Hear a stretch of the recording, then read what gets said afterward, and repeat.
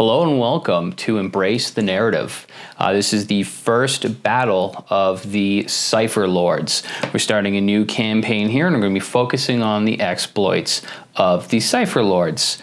Now, first things first, we'll get it all the way. Not everything's painted, but that's okay. We're going to be painting as we go along in this campaign. If I waited till everything was painted, well, the whole house arrest would be lifted and we could all go on with our lives because everybody paints slow. So my goal, my idea was to just start shooting and start painting, and by like the third episode, pretty much all the Cypher Lords will be painted up and a lot of the war bands will be getting painted up. So now that that's out of the way, let's go over the game we're going to be playing today.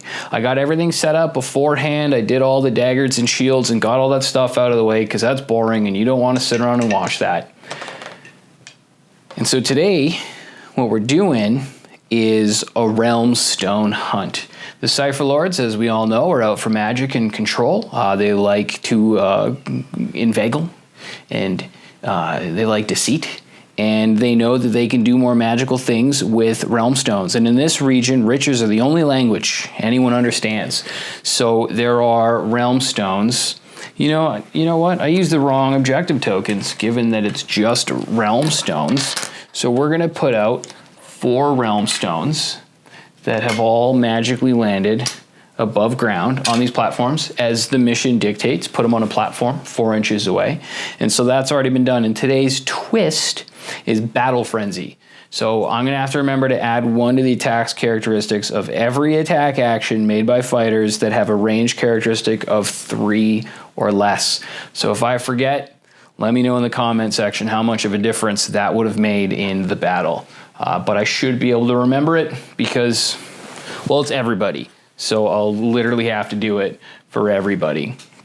Now, to begin, because everything else is out of the way, we are going to start with the initiative rolls. Nice and simple. Let's roll the home team first. We'll roll the Cypher Lords. I'm rolling my Tzeentch Lord of Change dice.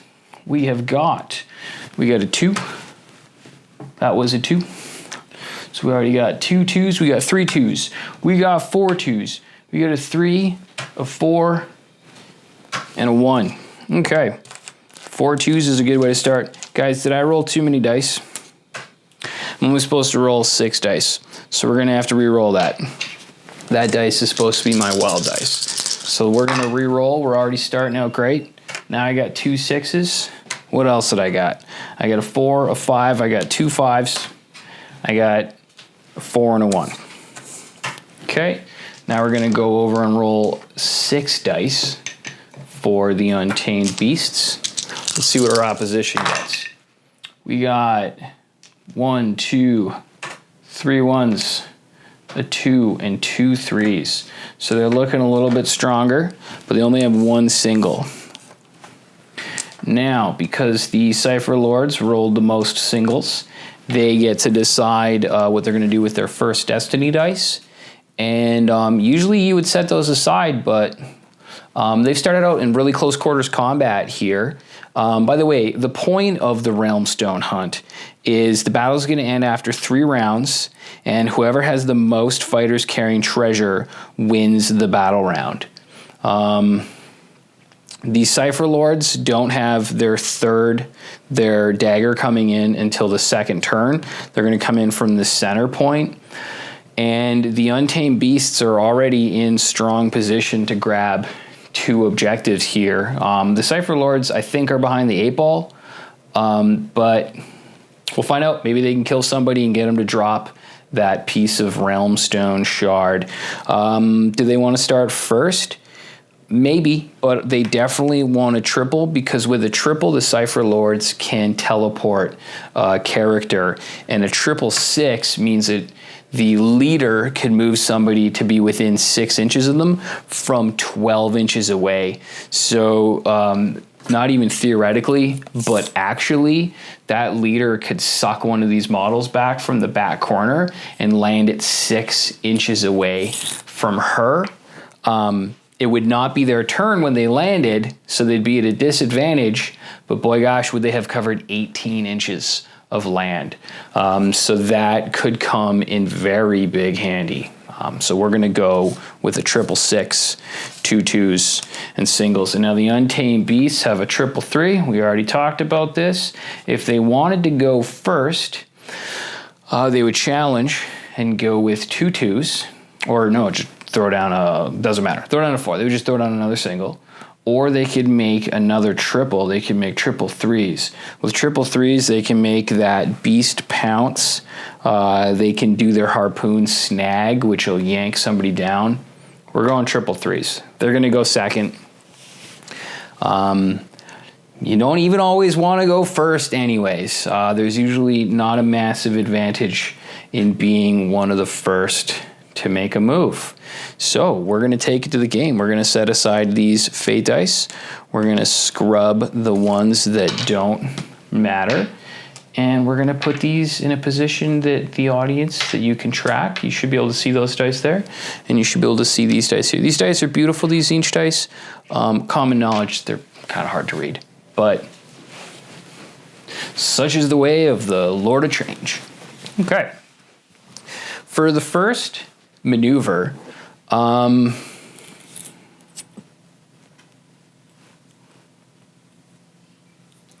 think it's going to be a bold move, but a wise move to...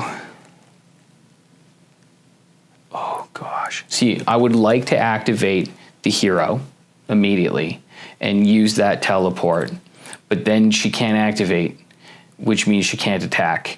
And she is currently my heaviest hitter. So it would be very foolish of me to begin by removing my leader's ability to attack. As cool as an idea as it is, not right now. Not right now at all. Because I would have to move her to here and then teleport to there. And that would be great. But then she'd be a sitting duck, and she would not be able to attack. Well, these three gentlemen pummeled her, and we're not having that. So the first course of action is usually your safest course of action, and I think what I'm going to do is sprint one of my farthest back corner models up. So we're going to bring one of these models up. They move 5 inches, and on a run, they're going to be able to cover 10 inches of ground. Covering 10 inches will bring them, wow. We're going to go through the gate, because if we go over those spikes, you got to roll for deadly terrain. So if we bring you up into here, I can make you take an attack. The thing about the Cypher Lords is none of them have a ton of hit points. And most of these guys move about 4 inches. This guy moves 5 inches. This guy moves 4 inches. You can pre-measure in Warcry, so this is all well and good. Even if I was playing the Cypher Lords, strictly I could measure my opponent's movement range to see how far they could go. Let's put some distraction units out. We're going to double move this character to here. We're going to put her in tempting range. That's what's going to happen. We'll make her a nice meaty target. I think that one's a him. Some of them are hers, some of them are hims. We're going to make them. We're going to make them a nice juicy target for the Untamed Beasts and see what they want to go for. The Untamed Beasts, they're also going to start at the back of the pack, as it were, and they're going to send... Oh man, this is going to be really tough. They're going to send one of their plains runners. The plains runners move 5 inches. So they're going to boogie him up over to here. Back there, you fool. 3 inches up, 2 inches over. He has now picked up the first realm shard. The first realm shard goes to an Untamed Beast. Let's get a close-up of that. Okay, so the Untamed Beasts are now sitting on the first realm shard, and it is back to the Cypher Lords. 3 rounds is not a lot of rounds. I have to really make this count. Now that I'm thinking about it, I don't really want to be wasting turns not picking up objectives. I got an idea. Yeah. Okay, so first activation, you got to move within an inch. Yeah, when you move within an inch, you pick up. So this model's going to move within an inch. Pick this up. That's you, Blade Dancer. Here we go. Uh-oh, I'm missing something. Oh, there you are. Okay, now if I use a double, I can make this model fly and get them back out of harm's way, holding on to that objective. They will fight later, but for now, they're just going to be sitting back in a safe space. The Cypher Lords don't live to fight, they live to do what is necessary. I could burn a double to make this character move and get an extra inch and fly. Acrobatic leap, they can fly when making moves. I won't gain an extra inch. Or I could just try and not roll a 1, and I'll be able to get this model back pretty safe. Let's do it. Let's save that double for something that's a lot more integral. And we're going to move back to here. That is an activated model, but we're going to have to roll to see if they take any wounds. On a 3, you take no wounds. On a 4 and a 5, you take a hit, and on a 6, you take 3 damage. I'm going to check the book on that, because you might take damage on a 3, and a 1 and a 2, it might be when it's clear. So I was correct on my initial assessment. On a 1, 2, and a 3, you are safe when you take a fall. Because there's so many of these guys, these models, we'll put that one beside the one who's carrying it. Yeah, we'll just leave it with whoever's holding on to it. Then we aren't going to lose track. So now we are going to activate the Untamed Beasts. And we got a tasty target now. We've got a Beastmaster and a Beast who love getting into the fight early. It might not always be the best choice, but it's always the most tempting choice. And when you got a juicy piece of Realm Shard like that, it's pretty obvious what's going to happen. Okay, so it's pretty obvious what's going to happen here is the House Prowler is going to use that triple and pounce because she can already move. He can already run 8 inches. So we're going to spend this 3 here. We're going to run this House Prowler up 8 inches. He's going to end his move within an inch. And definitely spend that 3 to do 3 damage on a 10 damage model. So that is not a paltry affair. Not a paltry affair considering that the Rock Tusk is now going to get to make a very solid attack on the Blade Dancer. What do we call these? What are you called? Cypher Lords, we're going to check the book over here. This is a Mirror Blade. The Mirror... Yeah, that's a Mirror Blade. Okay, so we're going to see how much damage this House Prowler is going to do to this Mirror Blade, and it's going to be bad. So that's 3 down already. We got 4 attacks at Strength 4, and Mirror Blade's Toughness 3. So this House Prowler is going to be damaging on 3s. That's a crit, 2 2s and a 1. Critical damage is 5, which brings this Mirror Blade actually, you're mind bound. Haha, yes, you're a mind bound. I remember now. The Mirror Blades are the big glaive having models. That's right. Okay, so the mind bound is basically dead. It's in a bad position. Now, even when I play Untamed Beasts on my own, I always make this mistake. It's really tempting to send that House Prowler in to do a crap ton of damage, but it usually gets its butt kicked as a result. But I don't know if I can afford to do all that butt kicking right now. It's the Cypher Lords. I need to think defensively and very strategically because I have to hold 3 of these Realm Gate shards to win, and the Untamed Beasts are already standing on top of 2 of them. And it's going to be, this is theirs immediately. That's without a given. That's a given. And this one they can get to very simply. So I have to think very hard about getting somebody to that immediately so that they have to be killed. And then I have to figure out how to get probably this one. What's going to happen is that when my daggers come in, my daggers have to kill this group. But this is a tough group, these two guys right here. So I'm going to take a second to think about this. Okay, so I have an idea. I don't know if it's the best idea, but it's certainly the most strategic idea that's on track for playing the mission. And if there's one thing, even in a narrative game where the goal is fun and campaigning, you got to remember the mission. It's not always the most important to kill your enemies. It's the most important to focus on the mission.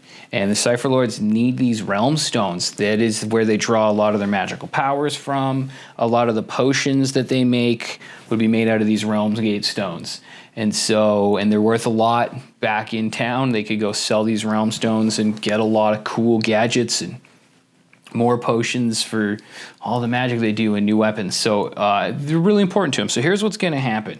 We are going to move the Thrall Master, Aurelius Calmarand, is going to move up. She's going to walk through the door, going to duck low, get that headdress through that door, and step up to here and attack this Plains Runner.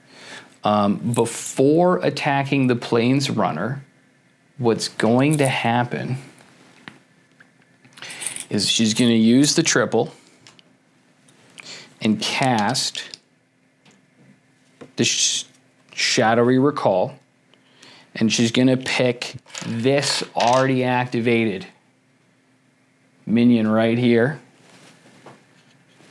who can now be moved anywhere to within 6 inches. Oh, my monitoring device fell over. Can now be moved to anywhere within 6 inches. That puts us within 6 inches. And so now this model is guarding that piece. They've already activated. I can't activate them again. They cannot pick it up. You can only pick up when you're moving. But now we're in a position to defend. And hey, that's okay.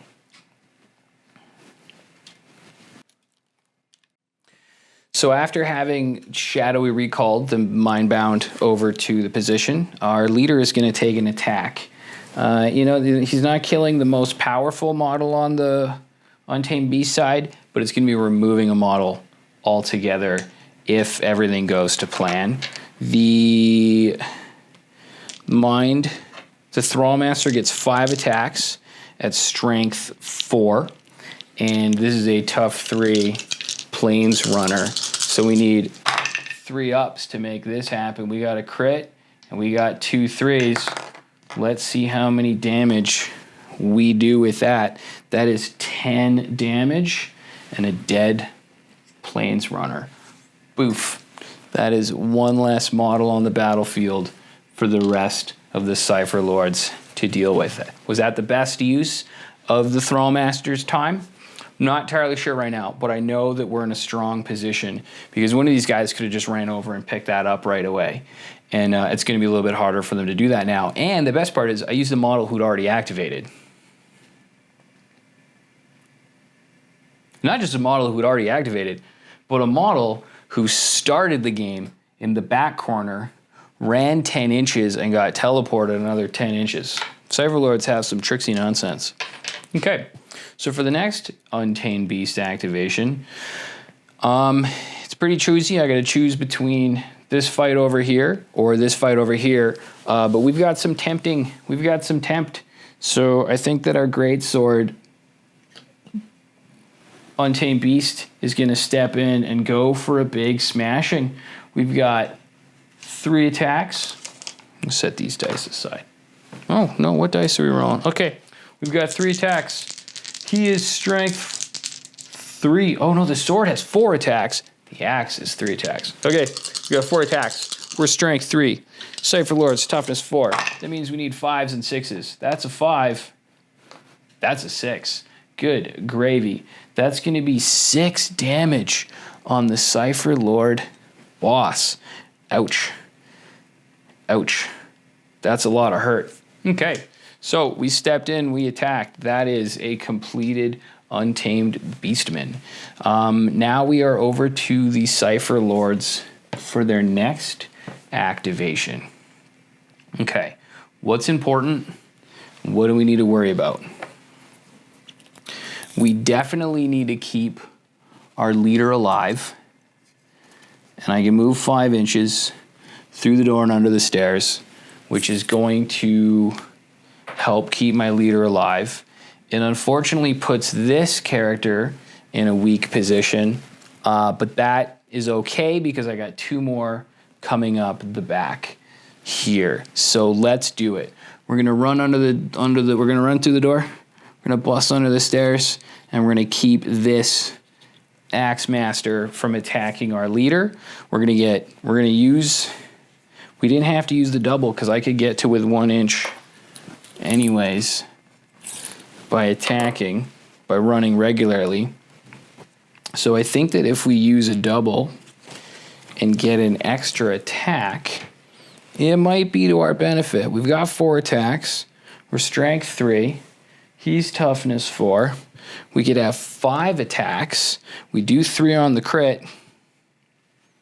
Am I looking at the right model? Am I looking at the right model? That's the really important thing. I am looking at the right model. Okay, let's do it. We're going to use our double. We're going to gain an extra attack. We're going to be rolling 5 dice. That's strength 3 versus toughness 4. Strength 3 versus toughness 4 needs 5s. So we got 2 of them. Was it worth it? Maybe. That might have been the bonus dice. I'm not entirely sure. The Blade Dancer runs around, Naruto running under the stairs, and comes up, throws some daggers, throws some slashes, deals 2 damage to the Axe Beastman, who wasn't expecting it at all, but still manages to get that axe in the way and just take a little bit of slashes to the forearm. Not too bad, not too bad. The only downside to that is that now it's that Beastmaster's turn to activate, and he wants to get some hurt. So we're going to actually activate... Who would I activate if I was actually the Untamed Beast right now?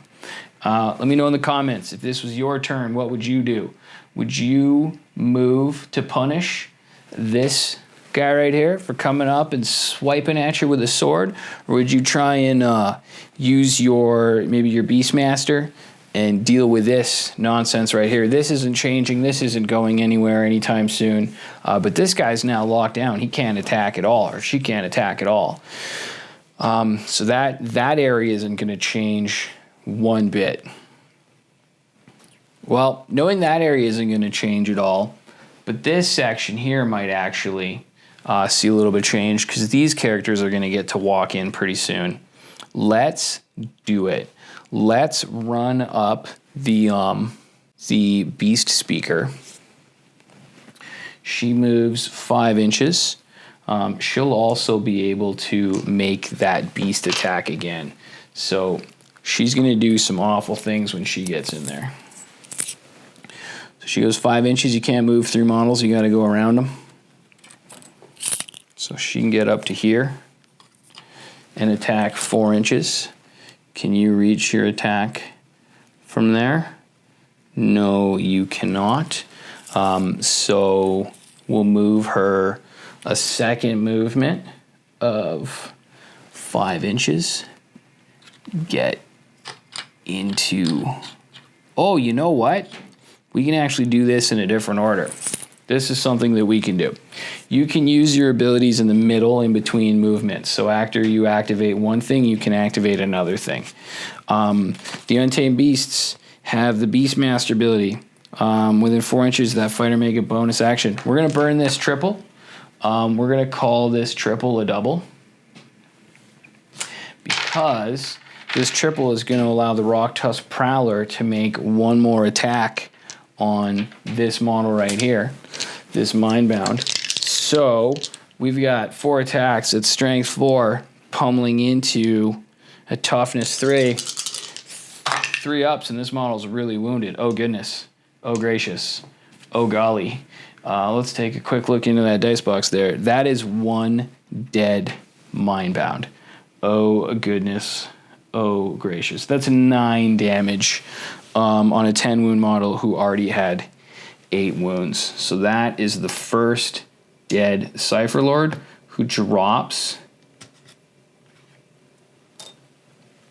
the Realm Stone Shard. Now the reason I played it that way is I wanted to see if maybe the Beast Speaker could move up and pick it up.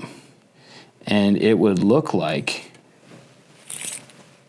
let's move that back over there so you can take a look, because it looks like they can. So the Beast Speaker runs around and gets within an inch of that, and they are now sitting on the Realm Stone Shard. Okay, we are back to the Cypher Lords activation. This lady here moves 5 inches. Well, I think I know what's going to happen now is I'm going to activate the Cypher Lord Luminate Vorsima Fabrigian. Has seen all this going down, just watched a friend get mutilated and really beat up and has been taken out of the fight, a little too injured. So she's running in, she's cartwheeling, she's flipping, she's doing all the parkour you could possibly imagine, just like you've seen in every video before. She has an attack range of 2 inches, so we're going to actually keep her a step back to stay out of that dagger range. She's got mean range on that dagger. Not mean range, she just does a lot of hurt. I think it does more damage than the whip. Yep, it's got a 4 damage crit. So we're gonna keep out a range of that, and we're gonna go in and we're gonna sling some dice. So Miss Vorsima has 5 attacks, strength 4, versus toughness 4. That means 4 ups to hit. Let's take a look in that box. We got 2 crits and a 5. Oh, ho, ho, ho, ho, ho. That's 12 damage.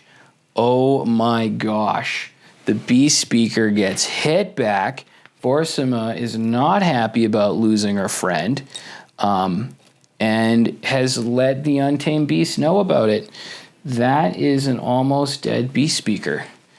Now the real question is, here we go, let's make sure that I left enough room for my friend.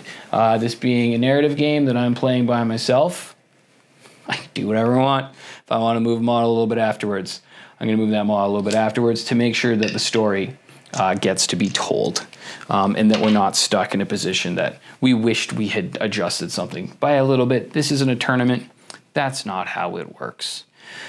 Now would be a good time for the Untamed Beast Axe Marauder to wail those gross teeth from that teeth bone axe into the shoulder of our mirror bound.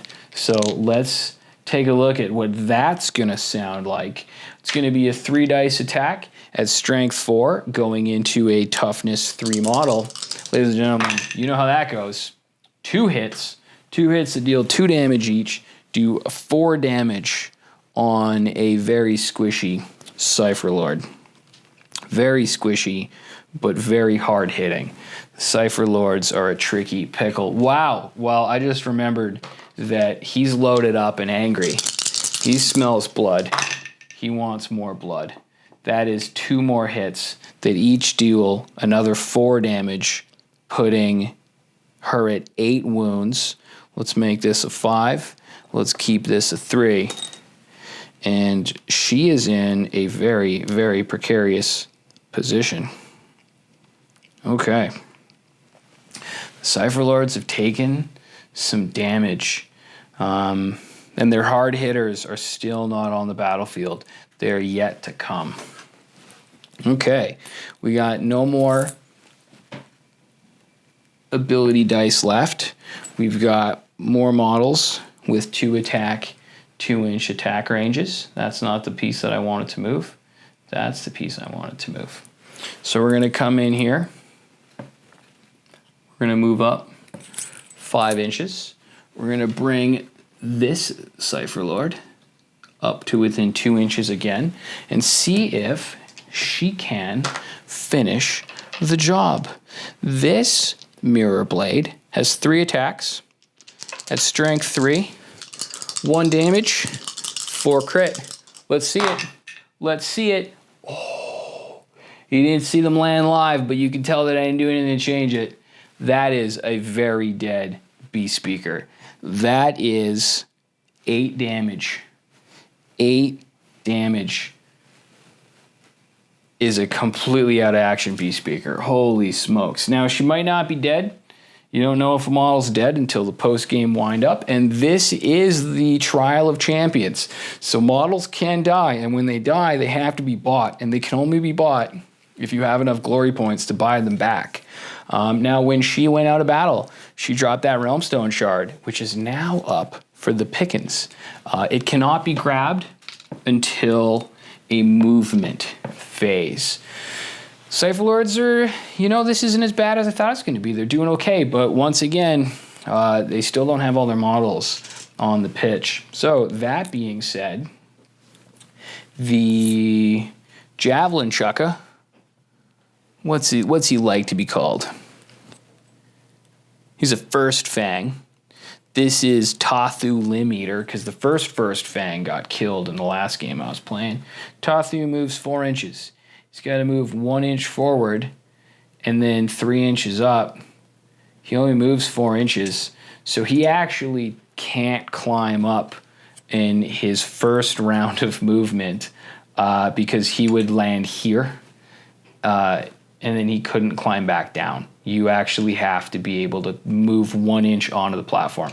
So he spends his first turn of movement walking up towards and his second turn of movement climbing up, and he is now picked up the Realmstone Shard.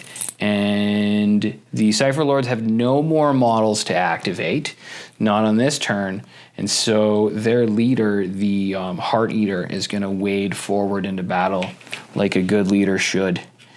He's moving forward 5 inches.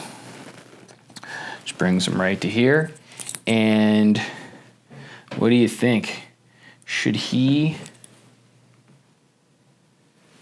step forward 5 inches and be right in combat already, which would give the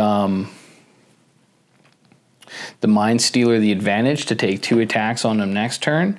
Or should he stay back? He's going to stay back and taunt. On his next turn, he can let the Axe guy deal an attack. Then he can step in and do 1 attack after he has already dealt with this character here. So let's do it. He's going to just walk up and he's going to strut. He's going to flex his muscles, holler, kiss his axe or something. I don't know. He's a Beastmaster. They do gross things. I'm not entirely sure what these people do with their spare time. Even though I make it up as I go along. So that takes us, that's the bottom of the first turn. That's the end of the first turn. So, important things, We're going to clean up those little markers. So while in the cleanup phase, I picked up the tokens that have been picked up and I placed them with the model's cards who are carrying them, just because there are 2 on the table that haven't been picked up. And while I was cleaning up, I looked down at the twist card in front of me and realized that I had forgotten about the extra attack characteristic for the entire first turn. Now that I'm aware of it, I'm going to have to use it. So let's see how much of a difference that makes on the second turn. Oh, that's another thing that we've nearly forgotten. Just kidding, I definitely did not nearly forget it, is the new Cypher Lord models have entered the fray, and they have already picked their prey.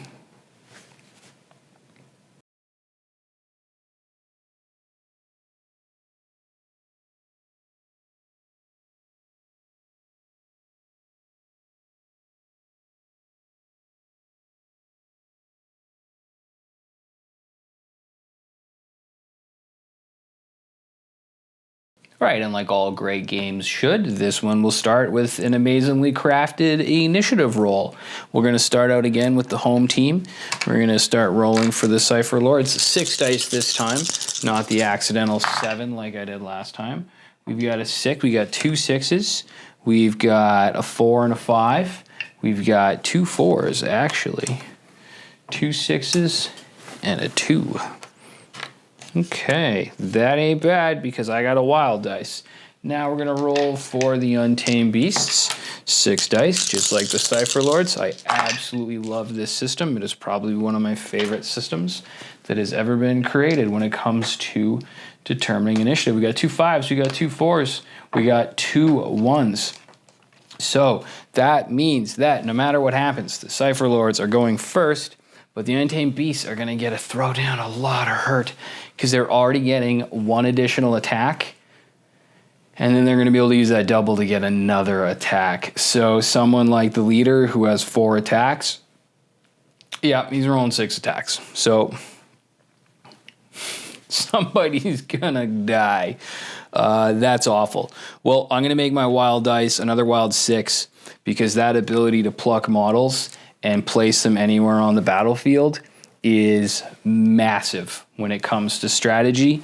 A double is really good to have because it'll allow one of my models to fly, and when you fly, you don't measure over and up, you measure diagonally where you want your model to move. So if you wanted somebody to move to get within 5 inches of, oh, say, I don't know, that guy, he can just do it because you can now move on an angle. They have a movement of 5 inches, and so he could get up on the platform this way, and then he would probably be within 2 inches. Yes, he would. So they'll be going first, and they're gonna have a triple 6 and a double 2, and then we're gonna scrub those away, and the Untamed Beasts have 3 sets of doubles. That's gonna be choicey and meaty for them. Now, the first course of action. What is it going to be? Should I have thought about this before I started rolling? I don't know. Do you want to sit and watch me think about it? I doubt it. Okay, I've decided. And I know this might seem controversial because there's not a lot's going to happen in this turn, and you have no idea how long I just sat and thought about this because, trust me, I edited out all of it, so for you, with a blink of an eye. Here's what's going to happen. This Mindbound here is going to use a double to gain fly, and she's going to neo jump. She's going to do a front flip, land here, and then do a spring jump up and land behind this Plains Runner. Now why? Well, because that Plains Runner is holding on to one of the Realm Stone shards. And that guy is a little bit of a daisy. He's just gonna run away. And this is gonna prevent that guy from gaining any more ground on me because I can get behind him. And then he's not going to be able to move away 3 inches away from me, with the exception of maybe dropping down over the edge, but then he can't get far enough away that I can't get to him. So that move is going to look like this. Yep, just like that, followed by a front flip, a double front flip, endo to land behind. Now I won't be able to act. Now I did start my movement beside this token, so in doing so, I have picked it up. Now, I thought about a lot of things. I thought about having him jump down and try and kill this greatsword guy. I thought about just activating my leader and having him kill the greatsword guy. I thought about a lot of things. And the one that I had to remember was I need those Realmstone shards. And if he got away, that's the easiest one to get. If I can get that, I'll have 3, and then I just need to hold on to it because odds are pretty good I'm going to end up picking up this one right here. So I had to think the most long-lasting is these shards. So that's enough explanation of that. Let's get on with the show. I think we should dive right into action here and see what happens when Greatsword Gary, his name's not Gary, but Greatsword Gary is a pretty fun, easy thing to say, swings into the leader.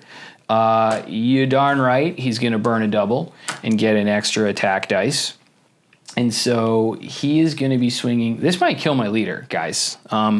This is our leader. This is the guy we're following through this campaign. He's probably going to die here because Gary gets 4 attacks base, +1 because of the double, and +1 because of the battle frenzy. Here we go. Gary is strength 3, and my leader is toughness 4. So these need 5s and 6s, and 6s hurt. And he got a 6 and 2 5s, so that's 8 damage. Oh, gosh. 8 damage is a 5 and a 3, so we'll flip that 5 over to a 10. And 14 damage. I think my leader's going to die right here. I'm regretting that. I'm really regretting that move. I'm really regretting it. Now, I don't think I can take it back. No, it's a choice I made. It's a choice I made. No more crits. Just 4 more damage. 4 more damage, 14, puts me at 18. Oh, man. Oh, man. 1, 2, 4 more damage. Come on, why is this so hard for me? Oh, a 5 and a 1. Okay, we'll replace that, and we'll do that. Okay, so my leader is almost dead. I have to do something about that, and I have to do something about that right now. So now that that guy has finished his activation, I need to activate my leader. Oh, yep. Okay, so I'm going to activate my leader, the Cypher Lord leader. And I got to think about using a double to increase his attack. But he gets 5 attacks base, so he's rolling 6 dice. How many points is it to heal? A triple. Ooh. It's a triple to heal? Ouch. But I might need to do that more than anything. I could heal myself 6 wounds. I don't know if 6 wounds are going to keep me alive, but okay. Here comes the first round of attack on Gary. I'm strength 4. He's toughness 4. That's 4 ups. Are you kidding me? Oh, that was sad. Wow. Remember that? We were talking about it in the last video that I haven't posted. Games Workshop did that stat about what you're most likely to roll when you ask for anything but a 1. You're 97% more likely to roll a 1. I didn't ask for anything but a 1, but I certainly asked for better than a handful of 1s and 2s. Well, it looks like we're going to have to use our second activation to attack this guy again. Let's keep it in the dice box. Let's see what this roll is going to be. Maybe it'll be a little bit better. Oh, yeah. That was a whole lot better. Okay, he's dead now because that is 2, 4, 6, 12 damage on a model who only had 4 hit points remaining. A little bit overkill? Yeah, a lot bit overkill. Okay, so we're going to just move that activated token over to here. Am I more than an inch away from this model? Yep, I'm not an inch. I'm not in combat. Let's take that back to the sky. Am I an inch away? I mean, I'm not in melee with him. I don't know. I say that I'm far enough away that I am going to use Respite. Remove a number of damage points allocated as fight equal to the value of this ability. I think that I'm about to go up to their hero who does 5 damage on a crit, and removing 6 points of damage could keep me in the fight. So that triple is getting burned so that I can stay alive because I've got nobody else who can move into position and do anything about that. And, you know, in the, in the realm of keeping things exciting, we're up on a high. I think we should just go right for it. I think we should see what happens when Heart Eater steps up 5 inches and lays it right into the Cypher Lord. We got hero on hero action here, folks. And this hero is not just out for blood. He's out for hearts. He's out for bones. He's out for all kinds of things. So I get 1 bonus attack, and you know I'm going to spend a double to increase that to 6 attacks. I'm not here to make it easy for the Cypher Lords, folks. I'm here to make it exciting for them. So let's see what happens. We are strength 4, and our hero's toughness is 4.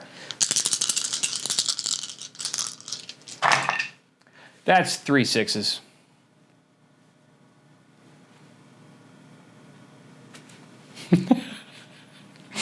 Oh, that's 15 damage. It's a good thing I used that triple on respite, hey? I thought maybe it would keep him alive. Maybe. But it didn't. We'll just move that, token over there. That hurt. That hurt.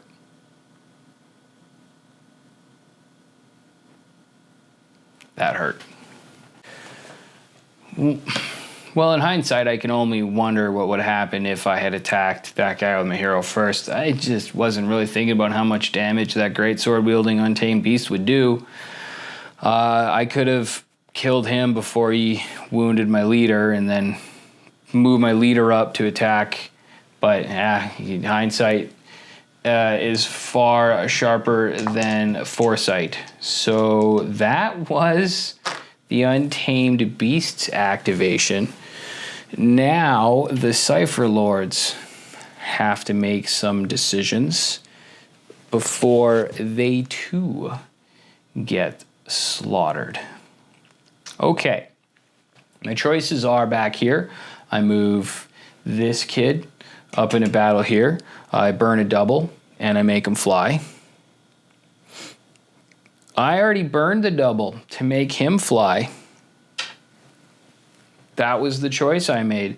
So now he has to walk up, and then he can only just get into engage mode with that guy, which he has to do if he wants to get that token. The other thing I could do is move these guys into attack range. These gals, that's actually a gal squad. We can move gal squad into attack range and fight that rock tusk saber. This is intense. This is going really heavy for the Cypher Lords here. Holy smokes. I mean, they do have 1, and they're in a position to pick up another, and in a pretty good position to pick up another one here. We'll see how that plays out. It's, not over till it's over, but wow, did they lose something important in that last turn. Let me know in the comment section how big of a blunder you think that was. All right, so here's what I've decided. Rocktrap's Prowler has 20 wounds. If he does manage to get his hands on that token, it could spell very disastrous for the Cypher Lords. It could take a lot of turns to pry that out. I could just roll a whole bunch of 1s and miss the whole time. And so my thoughts were moving up into position here or attacking here. And what I've decided is that this Javelin guy is probably going to help chirp this dude away, although he could actually throw his Javelin from there. Either way, he's going to be attacking them, and it's going to make the littlest impact. So I'm actually going to have my Mindbound leader here, who is, pardon me, let's look over my board here, my Luminate Vorsima. I'm actually going to have my Vorsima step up and pick up that target and attack the lion. So I only need to be within 2 inches with Vorsima. She's got quite the poleaxe, so I'm going to stay 2 inches away so that that lion is only going to get 1 attack round on me in its next round of activation, which is going to limit the amount of damage he can do, because that lion does a lot of damage base anyways, and once it's been amplified, things are only going to get worse from there. So I'm going to get 6 attacks, 2, 4, 6 attacks with Vorsima, my Luminate. We're going to see how this goes. Reasonably well, actually. Strength 4 versus toughness of 4 means 4s connect. So that 4, that 5, that 4, and that 6 are all going to be dealing damage. That's 2, 4, 6 plus 5 is 11 damage to the currently unharmed Rock Tusk Prowler. She takes the end of a sharp, pointy stick to the neck and yelps in pain as it roars, because her turn is coming up next. And I think it's pretty safe to say that that Rock Tusk Prowler is all fired up. There's nowhere more pressing on the battlefield right now than that little battle we've got going on right here. So let's take a look at what happens when this Rock Tusk Prowler jumps up an inch and throws down 5 attacks of their own. Strength 4, toughness 4. You know the drill. 4 ups are doing damage. This is insane. Are you absolutely kidding me? That's 2 crits and a hit. That is 12 damage to the Luminate. Nobody, everybody's playing for keeps here, folks. Nobody wants these Realm Gate shards to go home with the other team. I've never seen anything like this before. This is probably the most crits I've ever thrown, and it's pretty even across the board. Oftentimes you've got one team throwing 1s, the other team throwing 6s, but oh, good gravy. Okay, it's Cypher Lord's turn. That lion has now gone. I forgot to use the double to enhance its attack, but don't think it's okay. We'll just imagine I actually forgot. Because I did actually forgot. I genuinely forgot. You know, don't hold it against me here. So now I got the Cypher Lords to attack with. I'm going to... Does that seem silly? No, it doesn't. But it's not pertinent. This guy thinks he can hold on. And he will be able to hold on if these 3 guys here... if none of these models get injured, I got my little pointing stick so my hand's not blocking the way. If these models stay uninjured, he's going to get a lot of help. And I think that it would be best to start doing something about that right now. So let's do this. You get to move 5 inches because you're awesome. So we're going to move you 5 inches over. 5 inches up, and we're going to lock this guy up in combat. The unfortunate thing is he's going to get... Oh, you know what? No, I have a 2-inch attack range. I do not have to lock you up in combat. I can stand right here and attack you from back here.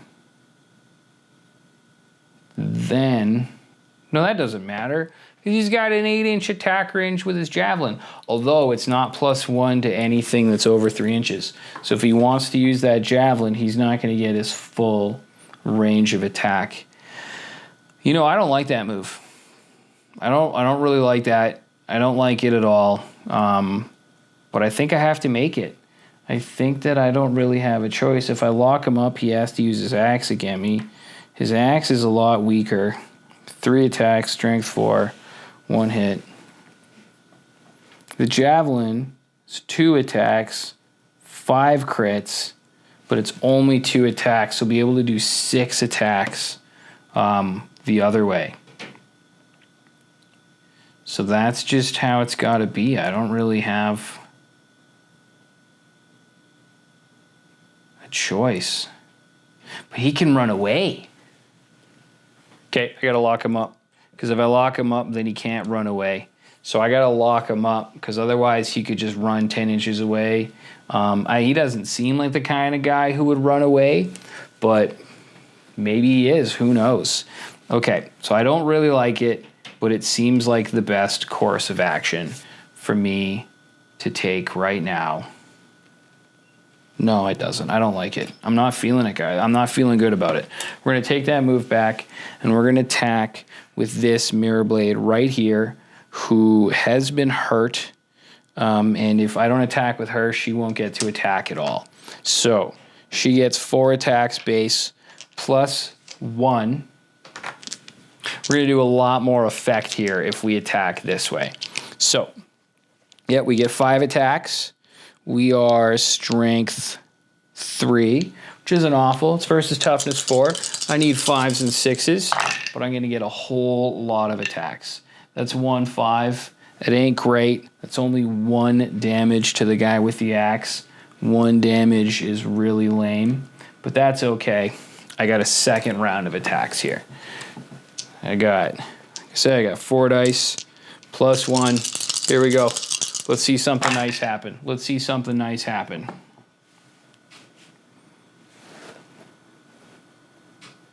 I changed my mind and it wasn't worth it. That really sucked, everybody. That really sucked. I'm not sure if I should have gone with my initial decision. I don't know how I feel about this, but that's the decision that I made. And I know that I could edit. I know that I could rewind. I know that I could stop the tape, but I can't do that too many times in a row or we'll never get anything done. So that was really, really lame, and I'm not happy how it went, but now it's not my turn anymore. It's the Untamed Beast's turn.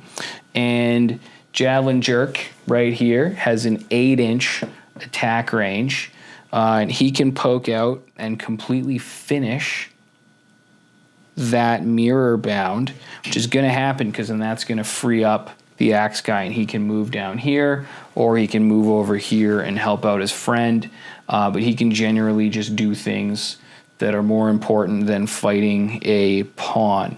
So he's going to make his first attack.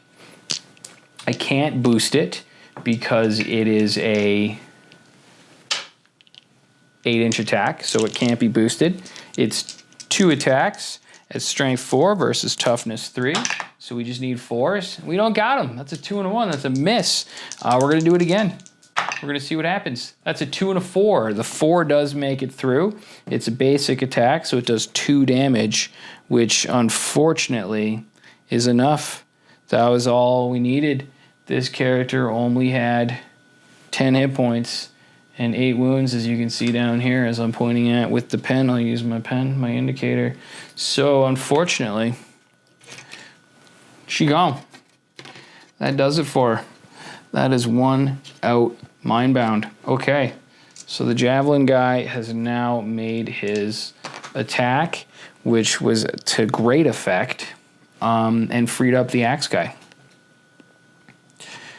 Okay, I don't know. This isn't looking good. It is now the Cypher Lords' turn, and they can move to attack the lion and potentially kill that lion, which would be huge for holding on to that objective, and it would make sure that we keep 2. And I think that's what we're going to do. Yep, let's do it. Let's make sure that that objective falls into our hands. So that is another one of my mind bounds. It's a mind bound with a dual glaive. That mind bound with the dual glaive has 3 attacks base, but she's going to get 4 attacks because of the battle frenzy. Good gravy. She's strength 3. We all know the Rock Tusk Prowler is tough 4. That means I need 5s and 6s to get through. Can she do it? Can she do it? Not with her first round of attack. That was pathetic. I'm not happy about that. So I'm making a second round of attacks, and I am still within 2 inches. So here we go. Let's see something good happen. Show me 2 6s. Nope. 2 5s. 2 5s is only going to put 2 damage down on the dog, which is going to flip that into a 13, which is not enough to kill it, which is reasonably unfortunate. But like I said, can't have everything you want. You just got to move on. So that one has now been activated as well, which brings us to the Untamed beasts. This guy is looking right at the Cypher Lords. He knows there's a sharp fence in front of the way, but he don't care. He's coming for blood anyway. So he can move 4 inches. 4 inches gets him to the gate. And then he's just going to walk through, and he doesn't mind tying a guy up. That's not a big deal to him. So he's going to move through that. He's going to roll to see if he takes any damage. He does. On a 6, he takes 3 points of damage. So that actually puts him at 4. That actually puts him at 7 damage. Oh, ho, ho, ho, ho. That really hurt him crawling through that fence. That's pretty funny. He won't get to attack, but he is now engaged the glaive guy, which leaves my next option open. What should I do with the Cypher Lords? Do I want to attack that guy? He's not valuable. This guy is valuable, and this guy is very valuable.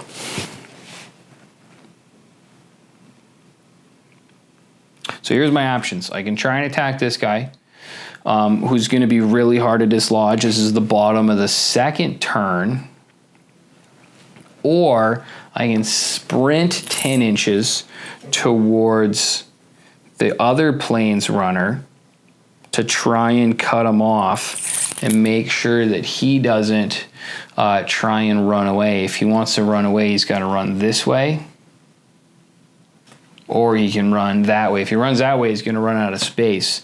It's most likely that he's actually going to disengage and run towards the hero, which is going to make it a lot harder to dislodge that Earth Shard piece, Realmstone Shard, if he's standing right beside the Blood Collar. So I thought it through, and what I realized is that these Cypher Lords are going to see what this guy has to do before making a decision. I know what it's going to be because I'm making both decisions, but if I were playing this and I didn't know my opponent, I would want to know what they were going to do with that model.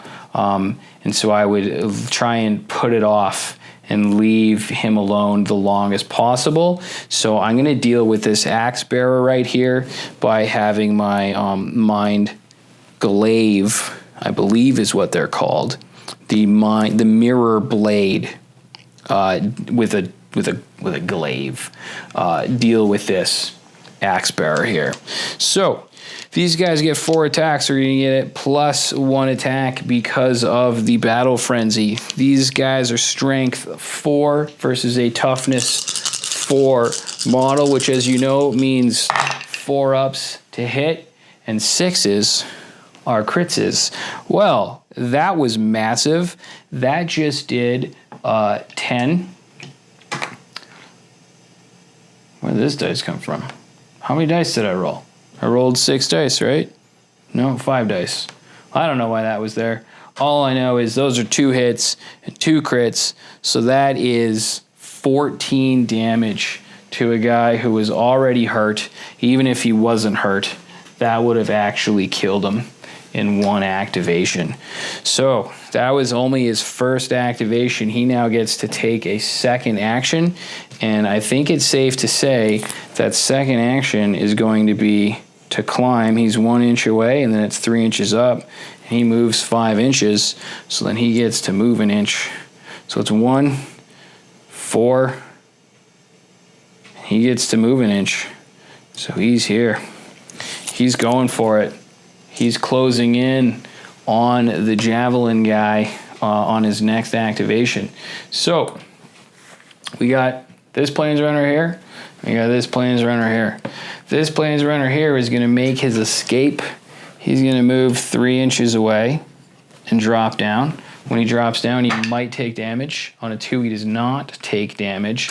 And then he's going to run 5 inches and try and get as in front of his boss as he possibly can to defend that Realmstone shard. Technically, he could put it down and let the boss pick it up. What do you think? Boss has 20 hit points. Pawn has 8. He's going to drop it. And then on the next activation, Heart Eater is going to pick it up. So that could be very interesting. The last Planesrunner. Oh, I get one more Cypher Lord to attack, to move with. I think it's obvious. We're going to try and dislodge from Javelin. That's what it's going to be. I'm not going to mark him because that's happened right away. And Planesrunners move 5 inches. If you double that up, they move 10 inches. He's going to run into combat with my Luminate for the bottom of the 3rd turn. Go to the top of the 3rd turn. So that ends turn 2. A very eventful turn. We've got a lot of dead bodies on both sides. The leader of the Cypher Lords has been taken out. The beast collar for the Untamed beasts has been taken out, and their Rock Tusk Prowler has taken a lot of damage. So we're going to clean up, and we're going to come back in the blink of an eye, and it's going to be the top of the 3rd turn.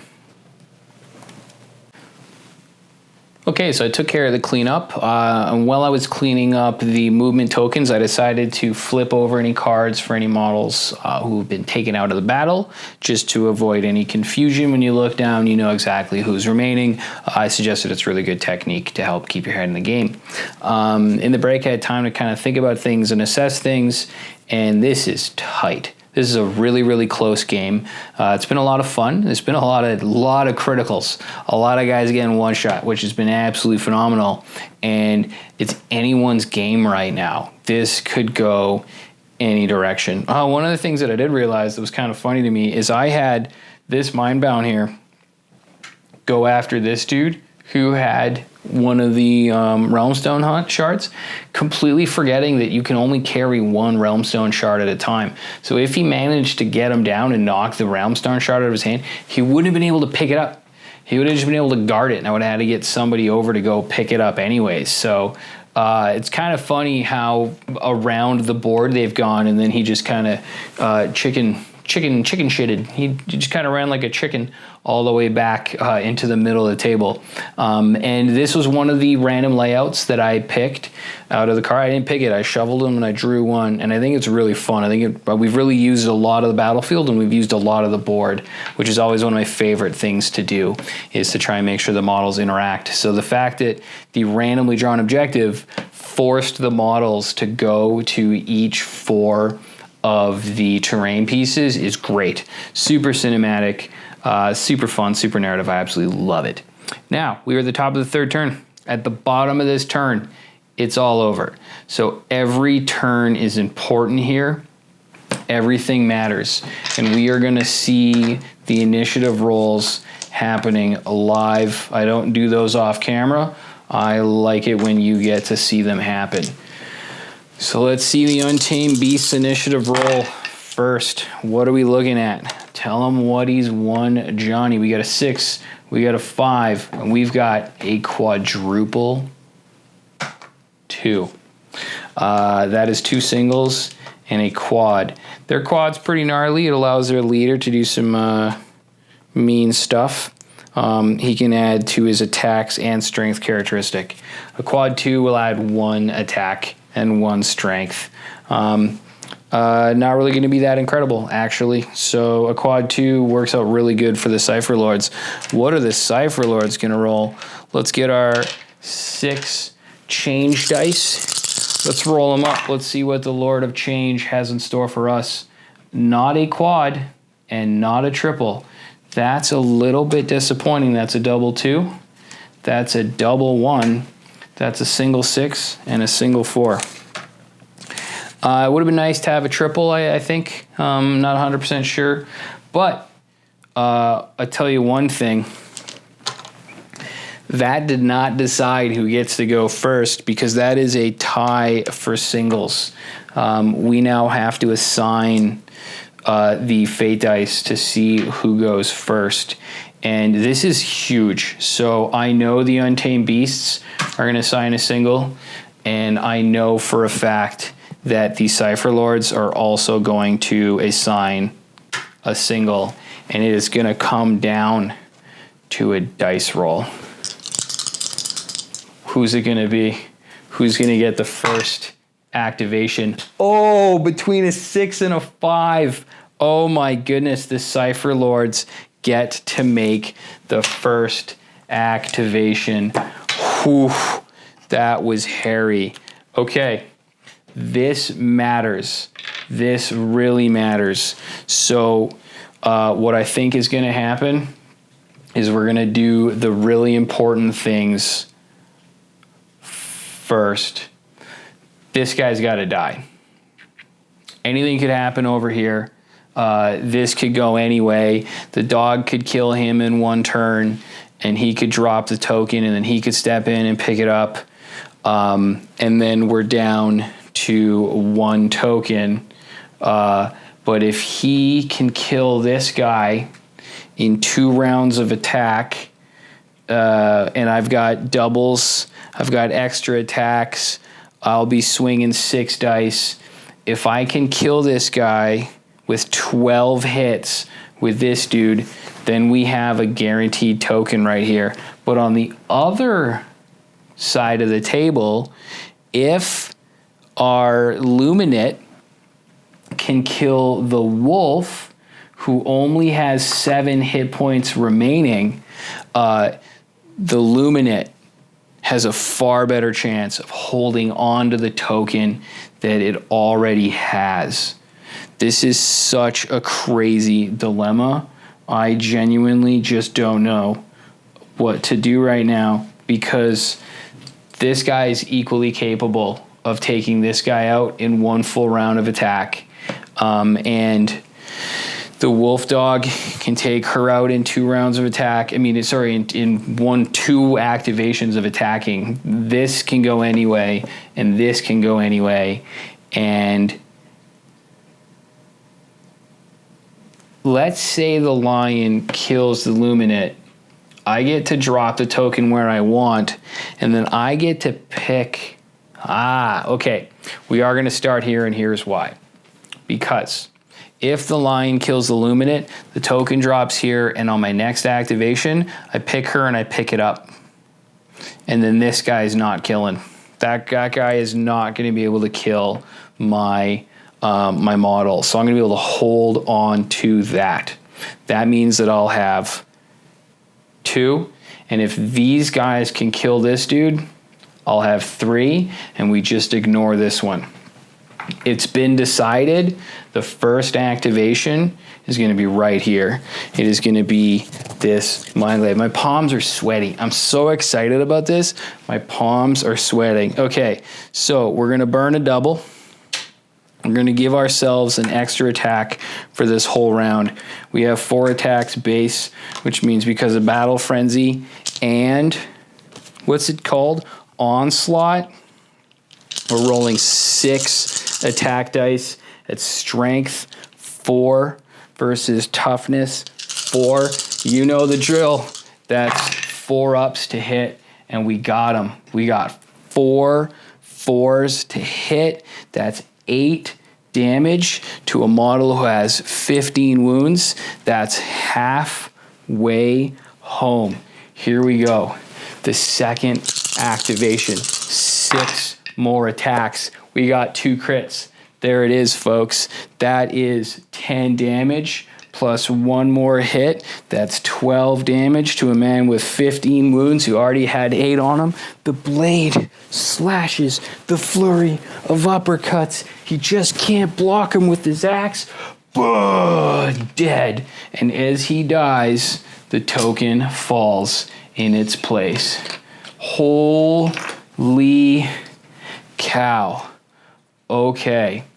Now, that being said, that is still not claimed. It's possible that this guy can move 15 inches, or he can move 5 inches. He can get to here. This little plains runner could get it. That little plains runner could come and pick up that token on his activation. We're gonna stick with Meaty. We're now gonna go over. It is now the Untamed Beast activation, and they're feeling that fire. They're feeling the battle frenzy even more now. And Kurgo Bloodtooth, the Rock Tusk Prowler, is also going to throw down. Is he going to throw down 6 attacks, or is he going to throw down 5? I'm not going to turn that quad into a double just yet. Untamed Beast. What else can I do? I kind of have to, you know. Yeah. It doesn't really make any sense to hold on to that quad for any other reason than to make it count right here, right now. Let's pry loose that Realmstone shard. We've got 4 attacks base plus 1 more because we're going to turn that quad into an important double. Let's go to the dice box. Let's see what happens. Rock Tusk Prowler is strength 4. Mindbound is toughness 4. That means 4 ups to hit. I think I know. Well, I didn't see that coming, but I knew how this was going to go. That's 15 damage plus 2. 17 damage to a model who already had 12 wounds. So dead. Oh, that is one of the coolest things about Warcry. If you haven't played this game and you stuck it out this far, I'm going to tell you right now, one of the coolest things about Warcry is how everybody has a bunch of wounds, everybody can do a bunch of attacks, and stuff happens all the time. By the end of the game, you're probably going to have a lot less models on the board than when you started, because people are going to die. But the coolest thing is they'll always have an opportunity to do something before, because of this alternating activation. It's awesome. Playing alone is even fun because I'm always doing something and something's always dying. You're always rolling mittfuls of dice. It's awesome. This game is super gratifying. Well, that is going to drop that token, and I didn't think for a second that Kurgo Bloodtooth was going to kill my ally in one move, which means that the beast... Oh, check this out. Okay. So I thought that the beast was going to be able to just move in and claim that token. Not so. Not so. Because once that wolf moves in within an inch of my model, they're engaged. He can't move past my model. The second you come within an inch, isn't that how it works? Oh, you know what? He can circle around. So what will happen is... he'll move through, come within an inch. No, he can't do it. The way that it works, the wordings are very specific in this game. Once you come within an inch of a model, you can't move past it unless you're always moving closer towards that model. And because there's this gate right here, he can't move through and around and get to the back side of the Luminant. I'm almost positive I'm interpreting this rule right, and not because I don't want him to get to it, because I have to play the rules as correctly as possible so that when you're playing this game at home, things are going to feel the same way as when I play them here. I don't want to play cheaty. I don't want to play different. I don't want to play anything too squishy because it's narrative. I want to make things flow, and I want them to feel right so that they're normal for you. That lion can't get through that gate. Is that weird? I don't know.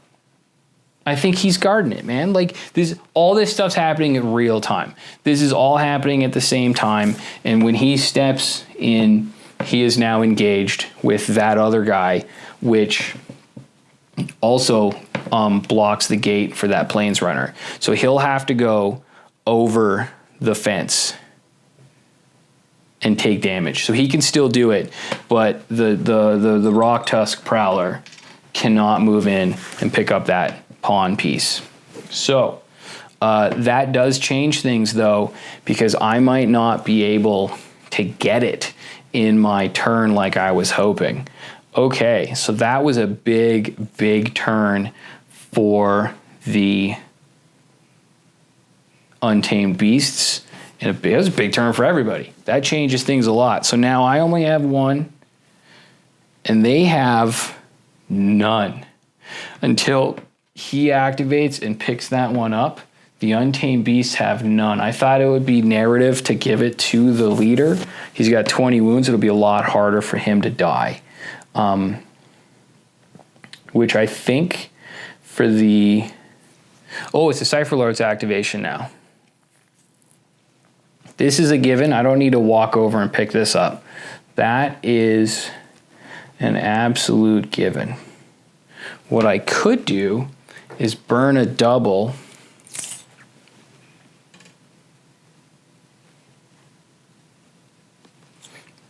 and tie him up, but then he'll just step away and pick up the token. That's pointless. It doesn't make any sense at all. This guy, same thing. This guy's 10 inches away, or 7. Ooh.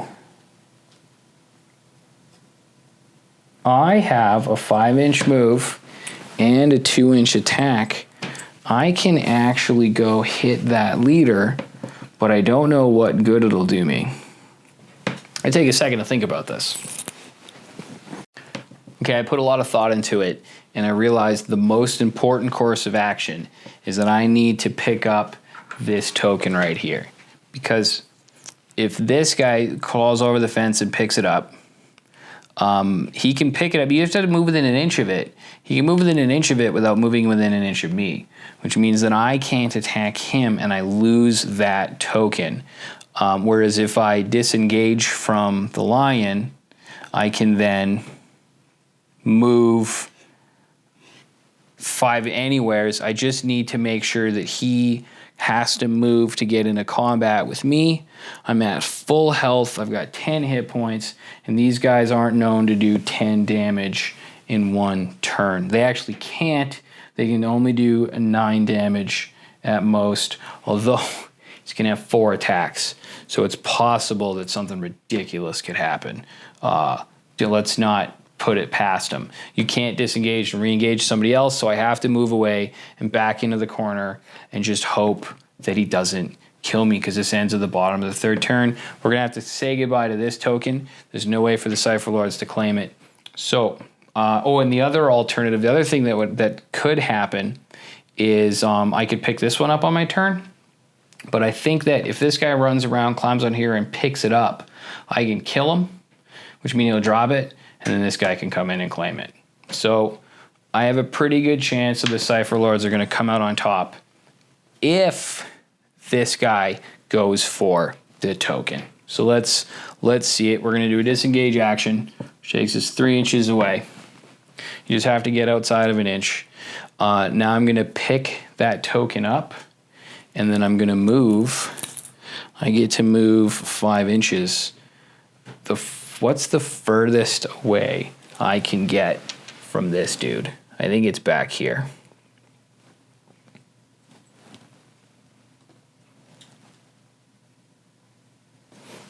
Yep. I just have to duck back into the corner. It's not graceful, but I need Realmstone. So I'm going to do everything in my power to make sure that the Cypher Lords get out of here with 3 Realmstone tokens. We're sitting with 2. This is okay. Now it is the Untamed Beast's turn.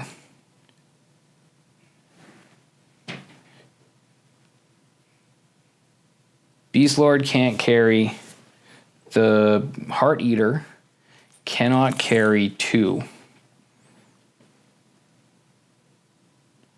Oh. Okay. I just had a thought.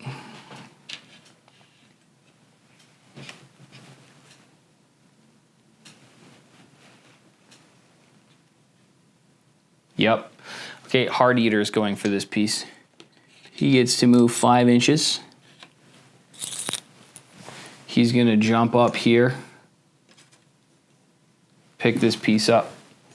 He is now a 20 wound model who is sitting on a Realm Stone shard.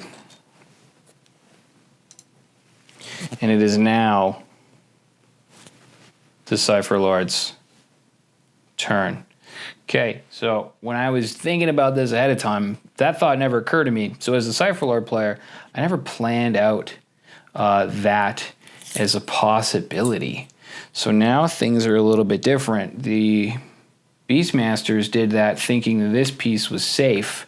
But I got guys who can move acrobatically 10 inches. I think I'm going to go steal that piece that he foolishly left on the ground. That was, it seemed like a good idea, but if I use this double, I can actually acrobatically, I can move 5 inches, and then I can jump over this guy, and I can land here, and I can grab this piece. I'm at also full hit points. I got 10 hit points. It comes down to not dying and not dropping it to a Beastman who gets to make a full round of attack on me.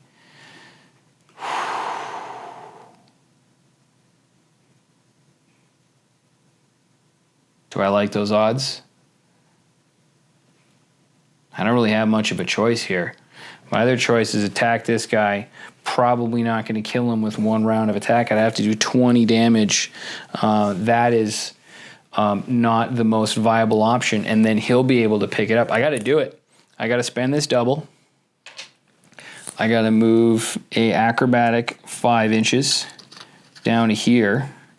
And then I have to move a acrobatic 5 inches.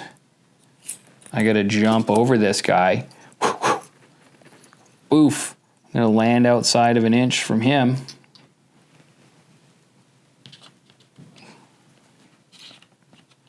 And pick that token up. We'll say that I landed there, because I might have measured that a little bit poorly. Oh no. Guys, I did this wrong. He already has a token. He can't pick that token up. Oh no. Okay. Things just got a little bit different. The Cypher Lords are in a different position here. What can happen is this guy can now move 10 inches. He can still use that double. He can still move 10 inches. He's got 10 hit points. He's toughness 3. He's effectively the same. But the big difference maker is I don't think I'm going to be able to kill this guy anymore. So I cannot die. I have to survive this. So let's do it. We're going to move 5 inches. I'm going to not roll to take damage, because I could roll a 3 and I could take, I could roll a 6 and I could take 3 damage from a fall, and that would be awful, because then he only has to do 7 wounds to kill me, and 7 wounds is totally doable from one of these little beast guys. Okay, so that was not how I thought this turn was going to go, but that is definitely how that turn went. Okay, now, Untamed Beasts have 2 activations left. If I don't activate this guy, Cypher Lord can pin him down, and then he can't disengage into combat. So I have to make this activation right now. So here's what we're going to do. He's stepping in. He's got no bonus additional to his attack. He does 3 attacks base. He's going to get 1 bonus attack. Let's go to the dice box and see what this little Plains Runner is capable of. He got a crit. He didn't get 4 crits though. He got a crit and a hit. He puts 4 damage down on the Cypher Lord, who is going to survive this round of combat. And that's going to be the game for the Cypher Lords. let's play it out and see what happens. But that does it. Cypher Lords get one more round of anything. This is my last model to activate. He can't really do anything. Can move to here, and then he can move to here to help his buddy out if there was ever going to be a fourth turn. But there is not going to be a fourth turn, and that brings the last beast, Untamed Beast, to his final movement, which is 5 inches. He can't get into combat. Well, there it is. He can't even get there. The Cypher Lords take the game with 3 of the Realm Stone shards. That was exciting. That was interesting. That was pummeling. There were a lot of hurt in that game. I know I laughed. I almost cried. When the Cypher Lord's first model to go down was the hero, I thought things were going to go south real fast. The Cypher Lord's hero is their hardest hitting model, and he's their strongest utility. But they have a trick up their sleeve, and that biggest trick is that the Luminate, this model right here, which I'll give you a close-up shot of, is also capable of teleporting models that from 12 inches away. So that's the thing about the Cypher Lords, is they're kind of beguiling. If you think you've taken away all they got, you haven't. They still got tricks up their sleeve. I didn't use their quad, but it reduces the attacks on them by 1. And since so many attacks were getting thrown around, I actually didn't even consider using it. It wouldn't have really leveled the playing field all that much. But if you take somebody down from 2 javelin hits to 1 javelin hit, then it's a big difference. Well, that was a lot of fun. I hope that you enjoyed yourself. I know I did. And if you did, please like and subscribe. There's going to be more videos coming. I'm going to be uploading videos weekly, and we're following the exploits of the Cypher Lords. So I am going to be putting together the next opponent for them, and I'm going to be doing a little bit of catering, as I explained in the tutorial video, but I'll re-explain it now. I have a whole bunch of war bands that they can go up against. I also have a collection of skeletons, and I have a bunch of heroes. So I'm going to see if I can put together anything special, but probably not, because we're only at 1,000 points right now. I think those special battles are going to happen a little bit later on the campaign trail. But off screen, I'm going to roll for injuries, I'm going to roll for upgrades, and I'm going to roll for, I'm going to just go through and do all their glory points. Yeah, so until then, keep your dice on the table, and may all your rolls be 6s.